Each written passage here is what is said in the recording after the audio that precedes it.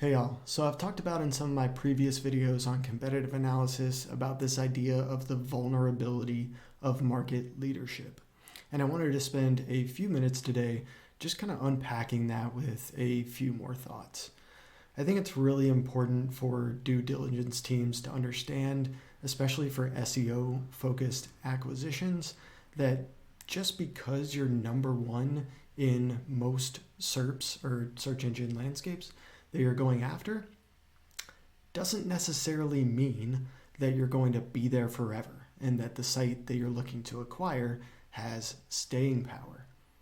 Because there's really only one way to go from the number one position in search results, and that's down or maintaining your position and ideally extending it through other channels. So, how do you really identify who are the really vulnerable market leaders and who are the ones that really have staying power? And I think this comes through the entire due diligence process and really understanding all of the different risks and strengths around a certain business that you're looking to acquire. But really, just to give a few examples, some of the ones that I really look for are a few things. One is, what does the overall link profile strength look like versus the competition? This comes through just going into every single part of their link profile, like I've talked about in my link analysis video, understanding how they benchmark versus everybody else in the competitive landscape in terms of overall authority and relevancy, and a lot of those other factors that I've discussed. Do they stick out like a sore thumb in the competitive landscape? And are they really out kicking their coverage? They have a significantly lower number of quality linking root domains than everybody else around them. Maybe there's some risks in terms of the types of links that seem to be propping them up today versus everybody else in the landscape, and that there's a potential risk that they fall off eventually from that high that they're riding. I'll also look at content quality, or just quality signals in general. It doesn't even have to be content. That could be the experience. That could be a number of other different factors that allow that site to stand out versus the competition. Are they, like we've talked about in some previous videos, just doing a SERP book report on the topics for all of the pages that they're publishing? Or are they truly differentiated in terms of their approach and doing things that are hard to replicate, whether that is in content production, in any tools or features that they have on the site, in the community that is around the site? That could also be talent, right? Do they have people within the organization that are competitive advantages because they have access to certain relationships that can garner links or garner new customers that is really hard to replicate? In the e-commerce space, this can also mean product differentiation. Is their product truly unique and very worthy of getting additional press and really standing out from the competition to where it can deserve staying power long term in a market leading position in SEO landscapes?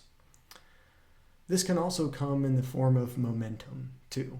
Obviously, you want to ensure that link quality is there, that content and experience quality is there, and that they're doing all of those hard to replicate things and building their competitive moat.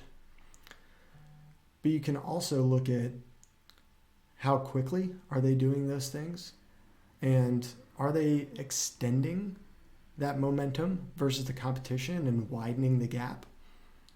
Or are their competitors nipping at their heels and are making up a lot of ground versus them as a market leader?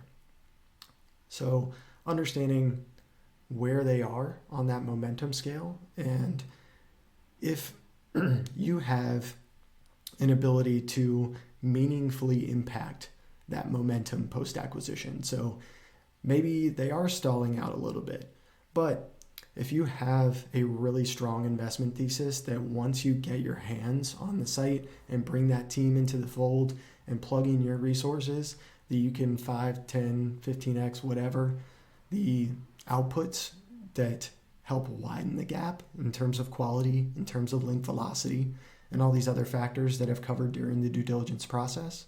If so, that can be part of your investment thesis around keeping and extending market leadership for the asset that you're looking to buy. And you also don't really want to just rely on non-brand SEO, right? What are the ways that you can extend your lead in different areas? One, branded search.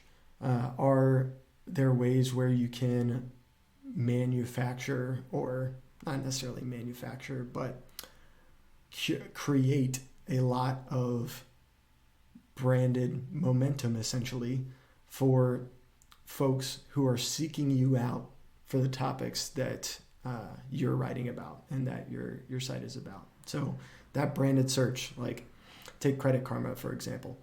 I guarantee you that they're not as worried as some site that gets 99% of its traffic from non-branded organic search when they go down one position on some large volume keyword, because people search for Credit Karma 7 million times a month and have a lot of other branded search terms that combine the topic and their brand name that their competitors cannot touch.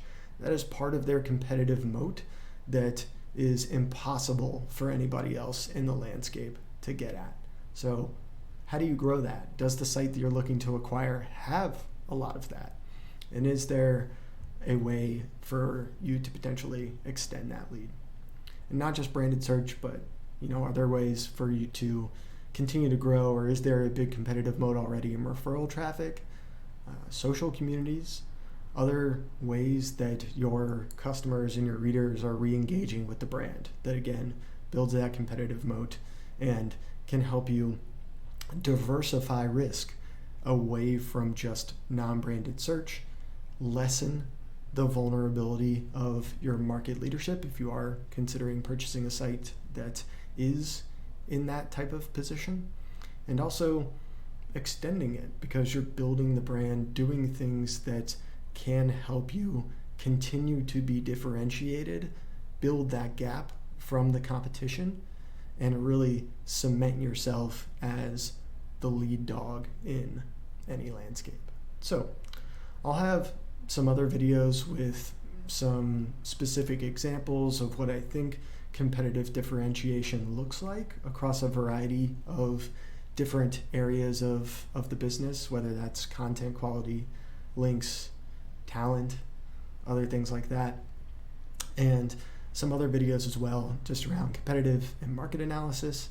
But y'all let me know your thoughts also if you have any questions, and I'll see you in the next video.